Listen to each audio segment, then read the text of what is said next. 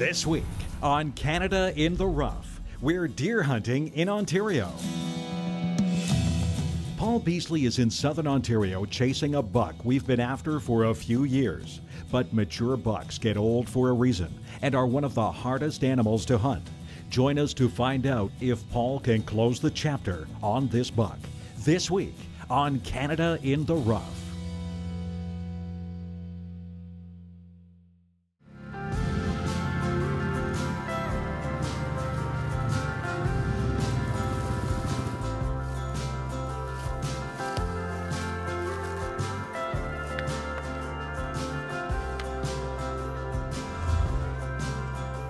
Oh, there he is.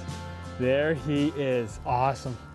I'm just on my way to set up some tree stands and thought I'd better check my trail camera while I'm at it. And wouldn't you know it, the buck that we are after is on the camera. That gives you so much excitement I can't even begin to explain to you. So we're just gonna go set up a tree stand over here for a buck that we call split ear. We've been after this buck for a lot of years. 2011 was the first year we got trail camera pictures of split ear. He has a great big dangly earlobe that hangs down, obviously from fighting, that's ripped his ear in half. And he's just been so distinguishable from all the other bucks. So we're gonna be out here this week trying to hunt him. But you know what? There's a lot of other good bucks in the area as well. And with the rut going on, new bucks can come in from all over the place. So we're gonna spend the week chasing these big mature whitetails with our bows. And with any luck at all, maybe split ear will make an appearance and we'll be able to show you him again. Because in season 9 of Canada in the Rough, Kevin actually had 2 great encounters with this buck. And neither of them worked out, and here he is still alive and roaming these great woods. But we're gonna get out this week and have a look at him, see if we can't get him on camera again, and maybe put an arrow into him. Let's get hunting, folks.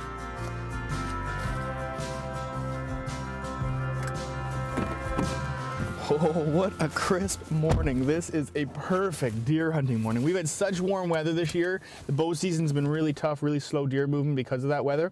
And now everything has changed. It is cold, it is crisp. It's like -3 out there.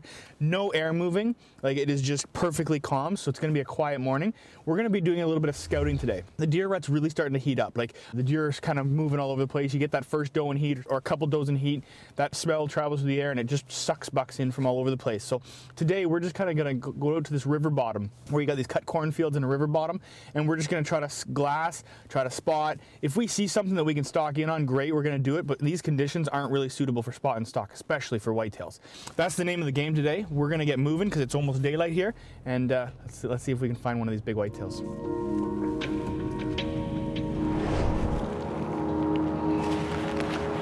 Oh, there's deer right there. Looks like it's just a group of does, but there's 3 of them, 4 of them. It's a good sign. We just need them to move off before we can move.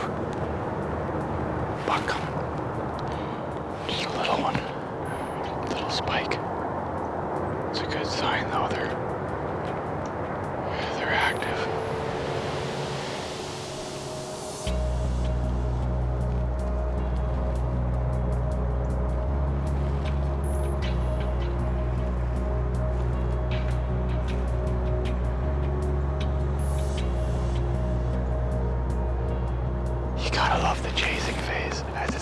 Up to when the does actually come into heat and are ready to breed, and these bucks just chase the heck out of these does, and as you can see, it just keeps them on their feet. Makes for exciting hunting. I just wish it was a big guy.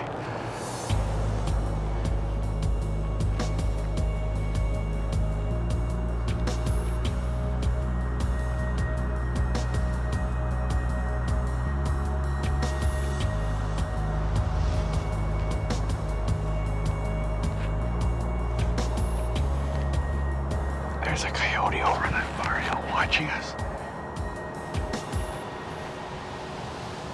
Oh, look, what's that? Oh, it's a coyote. Another coyote. Heading out across that field. Unbelievable. There's so many of them. Oh, look. There's 2 more over here. Coyotes everywhere this morning. So that's 2 more coyotes right here. We saw 2 over here this morning. We saw 1 over here. That's 5 coyotes in this little area, and we probably didn't see them all. This is the problem we're seeing across this country. Everywhere we go, These coyote populations are soaring, and it's keeping the deer populations lower in many parts. It's such a shame, but as hunters, it means we got some more work to do. Get some trappers involved, get the hunters involved, and see if we can't knock some of these coyotes down. There's too many of them.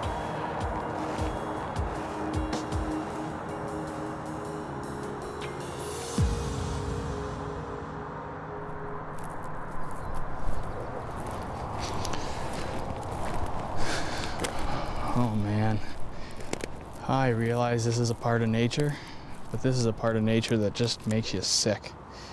What a shame. This is exactly what we've been seeing all this morning. No wonder we saw so many coyotes. 5 coyotes we saw this morning, let alone how many more I'm sure there are around. And this is clearly why. You can see the scene of the crime where they've clearly had him circled here last night. This is fresh kill, like there's no question this was last night. The blood's still fresh on his lungs there.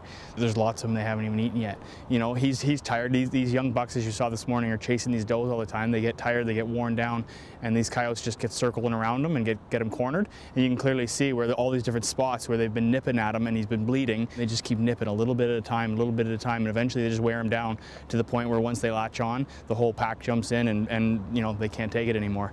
And it just makes you sick. I mean, I know it's part of nature, but I would much rather see a deer like this go and feed a family of people rather than a family of coyotes. What a shame. Beautiful young buck too.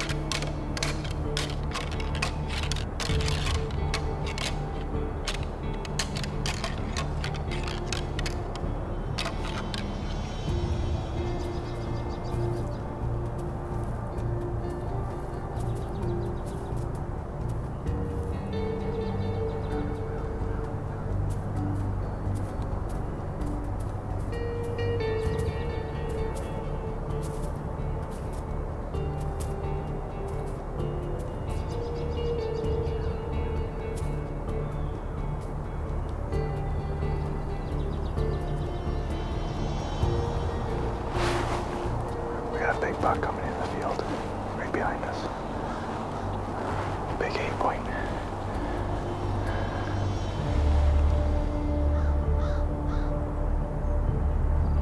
He's not coming, I gotta call him.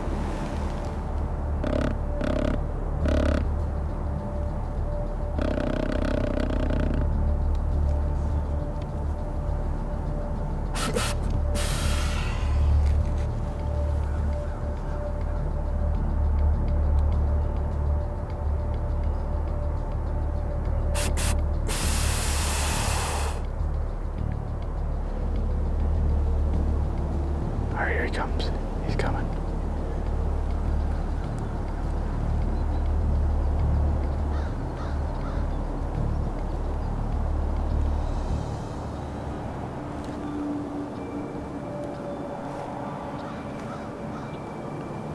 Oh no. It's right where we walked in.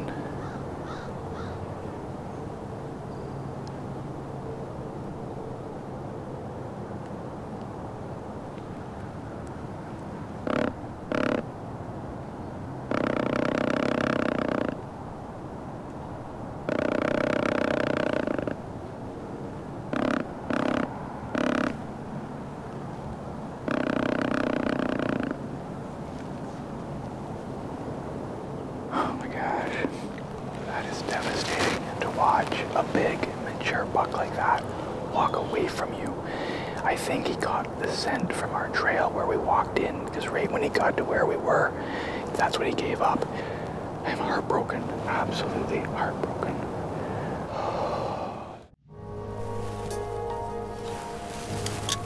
All right, well, we just spotted Split here. He's in a pothole right over here. It's gonna be really tricky. We gotta sneak in real quiet, and we may just have to sit and wait on them until something happens. So we'll give it a whirl anyway. Let's go.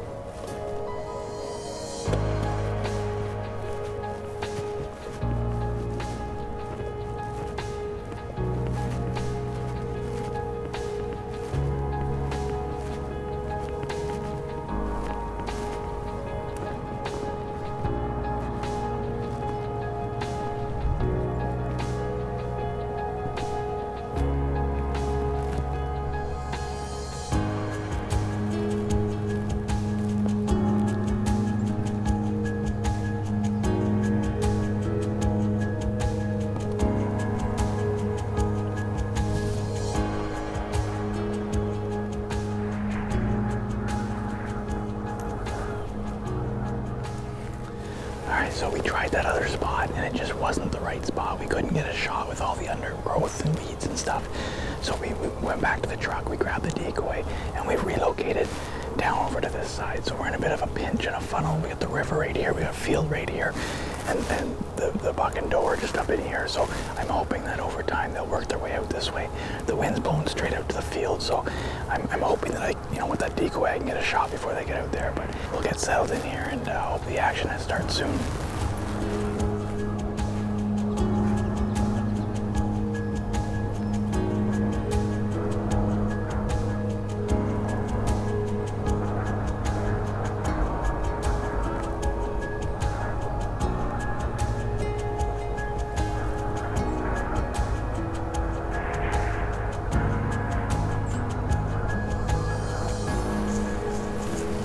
There's something.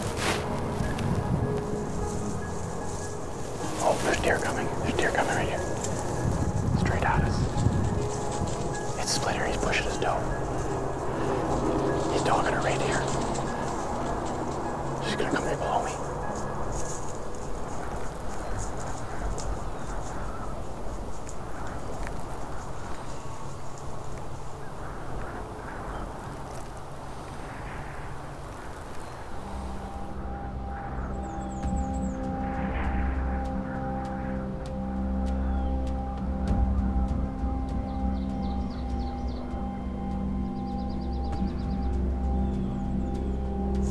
Okay, here we go. Here we go.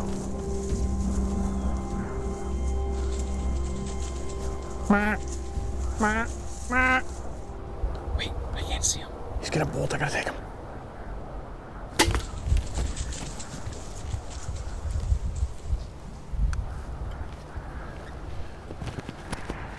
Gosh. Oh, I hit him way too far back. I don't know if I deflected or what happened. He's gushing. He's gonna go down. He's gonna go down right in there.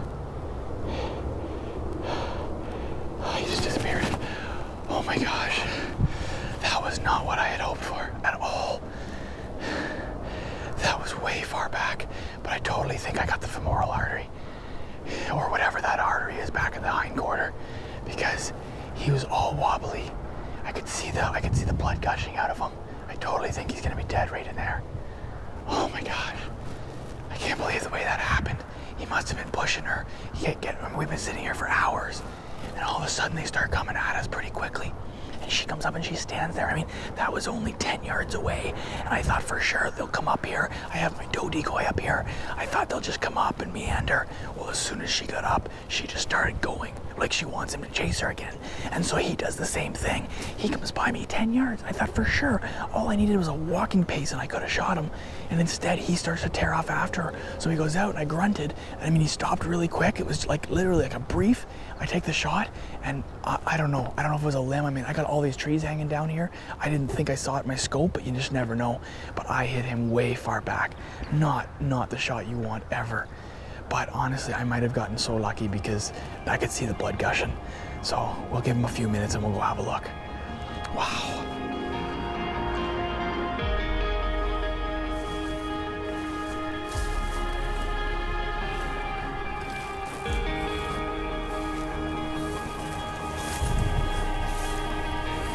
Oh. There he is. He sprawled right out. He's got to be down. He's down, I'm sure of it. Let's go.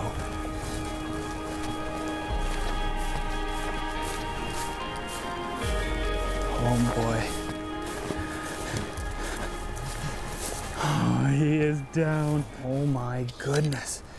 What a buck. We have so much history with this deer. It is incredible. It's almost surreal to think of the ending of this saga. We have literally been chasing this buck around this property since 2011. And in 2011, he got his name Split Ear, as you can obviously see, this great big giant split. But since 2011, he has been here rutting and shedding and breeding every single year. This deer is a minimum of 8.5 years old, a minimum. And I believe he's actually more you know, another year or two older than that. So what an absolute monarch for this area. And his rack is very typical of a buck that's actually starting to go downhill. He's gone down in size, so he's a lot smaller frame, everything. You can see like he's kind of got the wavy beam going on. He's got sticker points that have started. He's got these main beams that are really short now compared to what they used to be. These are all just characteristics of a buck that has started to go down, and it's just such an incredible feeling to walk up on him. And I mean, battle scars, like he's got blood all through here. Oh, look at this, like he's got, holy cow. Clearly he was battling with some big buck just last night, but he's definitely, what is this? Look at this. Oh my goodness. I have a really sharp, really deep nick in the foot stirrup of this crossbow. The only way that could be explained is if I didn't lock the blades in properly, then they opened prematurely and then caught my foot stirrup. That totally explains why my shot was so bad. I couldn't understand. I mean, I know that I was excited. My heart was pumping so much, but this explains it all. And I mean, you know what? I was really blessed that I was able to recover him. That shot clearly hit the femoral artery or whatever the artery is in the back quarter, because that deer has only made it, I mean, I can still see where we are through the trees. I mean, we're 110 yards from where I took the shot. So he clearly died fast. You know what? This is gonna be a deer that's gonna go into a lot of hamburger, a lot of sausage, and I look forward to that every year. I'm so grateful to be able to chase these big whitetails. I'm gonna get him tagged up, give the boys a call, and get him out of here. Absolutely awesome.